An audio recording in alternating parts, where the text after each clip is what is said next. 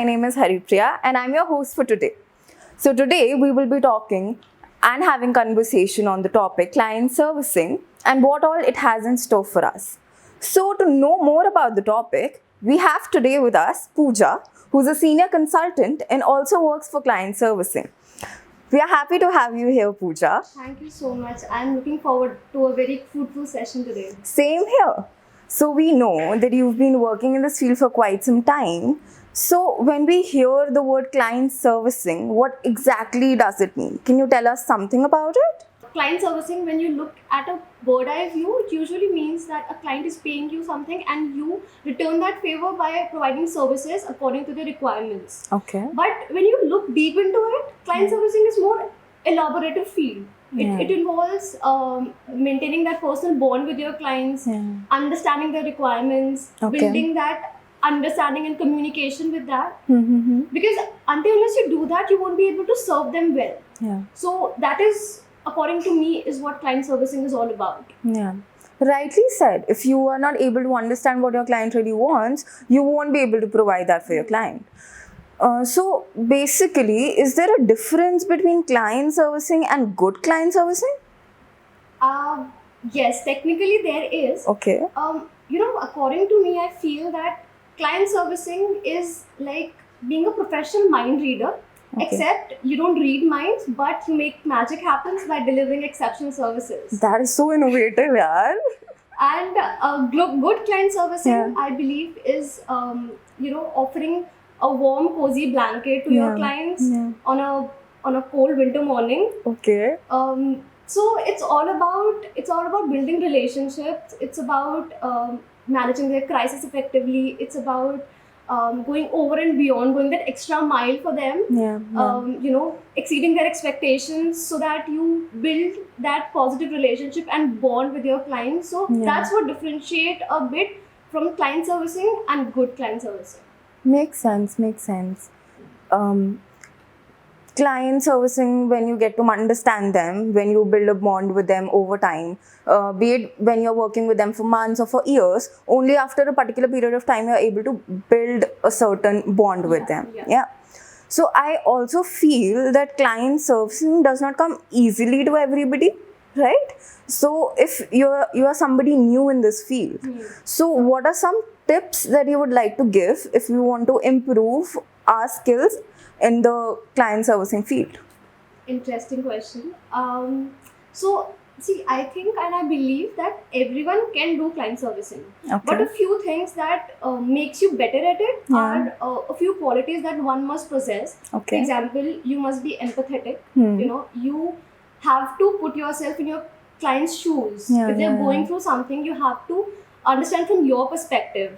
That is such a good point. A lot of people, they don't do it. Yeah, exactly. That's when they fail. Yeah. Another thing that one should keep in mind is maintaining that healthy and very transparent communication. You should not lie to them just to get them onboarded with you, because it won't work for a longer period of time. So good communication and healthy communication is something that one must keep in mind. Another thing is maintaining that integrity and maintaining those values.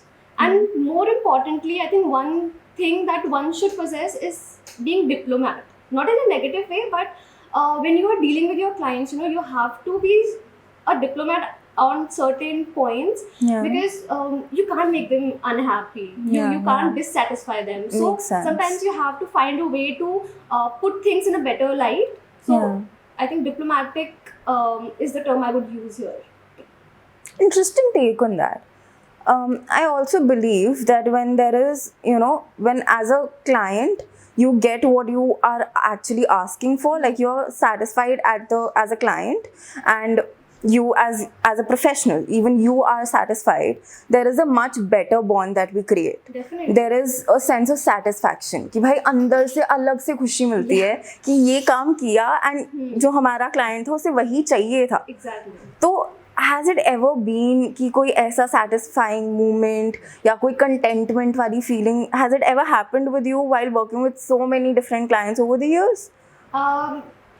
Every client feels like a first client, honestly. Whenever a client gets onboarded, it's a great feeling. But what makes me do this every day is that feeling. वो होता है ना कि जब आपने client के साथ काम कर रहे होते हो for a longer period of time, when you see their brand grow, you know, you see the efforts that you have put in your brand come to success. Knowing that you have been part of their journey since the starting, right? And you have helped them improve their brand's image. You have helped them manage crisis effectively. You have helped them you know, achieve a particular goal, or maybe a successful campaign that has been launched. The feeling, that feeling is amazing. अलग ही होती है भाई वो feeling. It's like, you know, being that secret superhero that helps your clients unleash their full potential. So, I mean, who doesn't like being a superhero? So true. It's like you're invisible, but your magic is still there in your work. Right. Like seeing a baby growing into a human, like an adult, it's an amazing experience. That's exactly how it is. Yeah. And I also feel that while, you know, while we crack a lot of deals, while we crack a lot of clients and we talk to them and we are successfully able to give what they want from us, it is a great feeling. But sometimes what happens is we might feel that what we have achieved is great, but a lot of people, like a lot of our competitors, might feel that what we have achieved is just because of the way, you know, we are, like as women. So if I'm not aware if you know that, but there's a myth, especially in the PR industry, that is women are able to crack deals more than men just because they're women. So I just want to know, what is your take on that? That's a very interesting question. See, like they say, the grass is always greener on the other side. Yeah. And I don't want to be a feminist here. I don't want to be I get it. I completely get it. But honestly speaking, कुछ चीजें होती है जो, and it's a universal overtake still. Absolutely. कि लड़कियां हैं इसलिए, you know, कुछ चीजें हो रही है क्योंकि लड़की है इसलिए, कुछ चीजें नहीं हो रही है क्योंकि लड़की है इसलिए.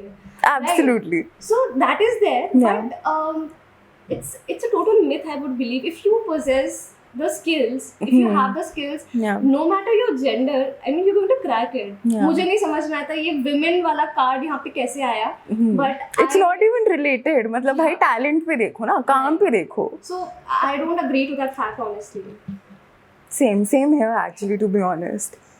So, and a lot of times I also feel like there is this myth that is very deep rooted in the industry.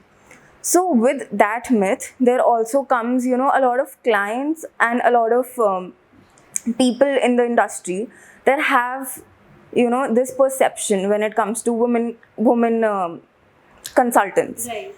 And they tend to ask more. And in simple words, we can say that they tend to be a much more difficult client than the majority of the clients that we have. Right.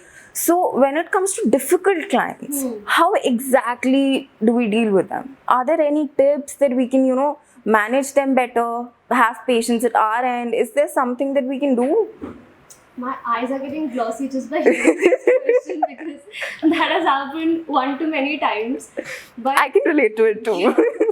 But the easy approach is, you know, you have to be empathetic, patient, Absolutely. and a lot of patience. Absolutely. And breathe in, breathe out has been a go-to mantra lately, and it helps a lot. Does it help after a certain time? I don't think so. It does.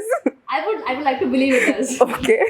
But jokes apart, you know, when you're in the service industry, you get a lot of clients from all the different niche, from all different sectors. They have their own different mindsets, requirements.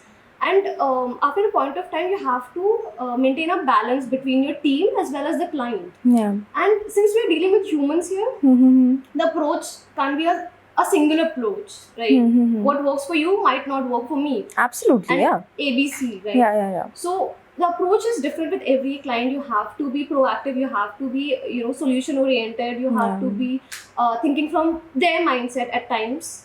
But I think what works with all of them that's common is understanding their pain areas, where they're coming from, what is actually, you know, making them feel that way. And making them feel secure, making them feel valued is something that goes a long way, and that helps True. in diffusing that tension and kind of helps building that positive relationship for years to come. So Yeah, that is true. something that one advice I would like to give to people. True, absolutely true. That's great. So that was my last question and my last doubt for today. It's been an amazing podcast and an amazing session. We are happy to have you here. We hope you had a great I time. did. I had fun. I mean, those were some questions that generally don't get addressed. Yeah. That was the main aim of having this Yeah. session and sitting and finally just chatting and discussing the things, that people don't usually talk about. We addressed the elephant in the room. And Finally. I'm glad we did. Yeah, same here. It's thank you. It was a pleasure having a candid conversation with you on this topic. Thank you for having me. You're most And- welcome. Yeah. Thank you.